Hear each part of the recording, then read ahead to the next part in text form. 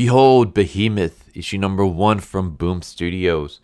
So this issue started off being one thing and then completely went in a totally different direction I was not expecting. So yeah, let's get right into it. So we have our main character. His name is Greyson. He's at a funeral for his brother, Liam. And we kind of get a flashback to Liam and Greyson as a kid. And it looks like basically their parents would beat them or something. Maybe they are with foster parents because Greyson works for Child Protective Services. Is it CPA, CPS, Child Protective Agency? Whichever one it is. So maybe he works for them because he went through that process as a kid. Either way, Liam has a bruise on his face. It kind of is very heavily hinted that they had a terrible upbringing, that they were get beaten and mistreated a lot. And eventually they grew apart, or at least they kind of drifted away. Liam still held Greyson in very high regard, would constantly talk to him with his partner. Liam was a police officer. And yeah, this is his partner right here, Kavita. So Kavita is talking with Greyson, trying to be there for him at his brother's funeral. And she basically explains that I've been a partner of your brother's for a decade, and all he would talk about is you. He had a lot of secrets. He'd been through hell and back, and Lord knows what you two went through. But right until the end, you were the secret he held closest, so take what you will from that. And Greyson's basically saying how he feels weird. Like, does it feel like it's the end of the world, or like the end of the world is coming? And she basically explains that's just a panic attack. Go home, get some rest.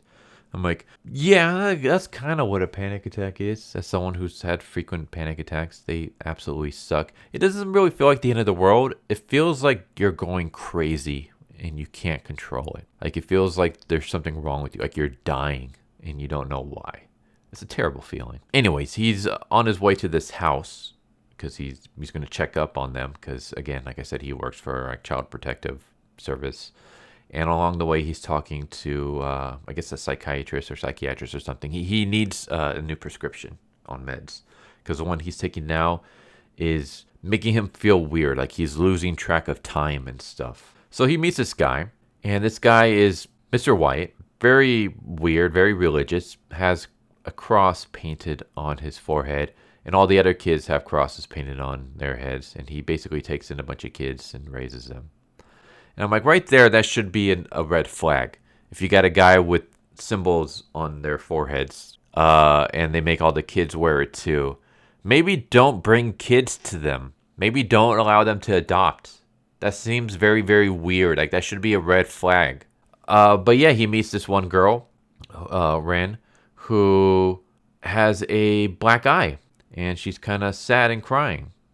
And Mr. White is forcing her to do dishes. And Greyson goes to comfort her because Greyson having a panic attack causes her to freak out and drop the dishes. And she cuts herself, so he goes to clean the cut. When he notices the black eye, and then that's when we see like flashes of a hooded figure fighting demons. And Greyson goes over to Mr. White, and all of a sudden he wakes up in his bathtub. And Kavita shows up and takes him to the house that he was just at. Trees are like falling over the house. Everyone inside is dead.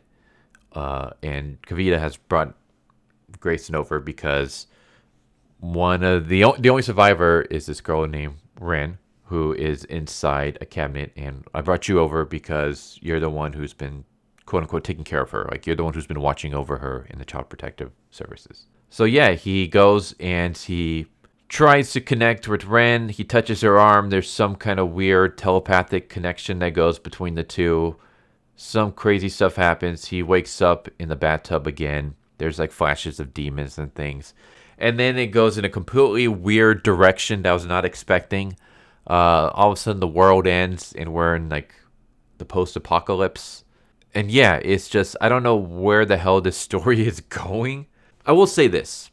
I didn't like the shift from the present day to the post-apocalypse. But I'm not going to rule out the series just because of that. Because I had the same beef with Ultra Mega. Where I remember it was from issue 1 to 2 or from issue 2 to 3. I can't remember. But I said that I didn't like how it switched over to like a post-apocalyptic timeline. But eventually that series won me over, and now I completely am all aboard for the fact that it made that switch.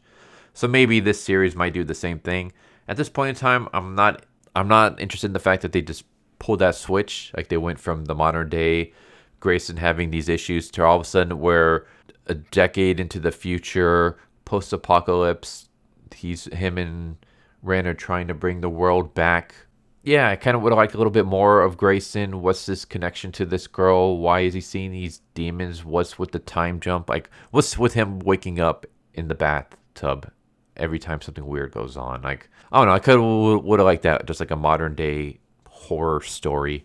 But instead, we get a post-apocalyptic story. I will keep an open mind. I will, read the next issue, see where it's going.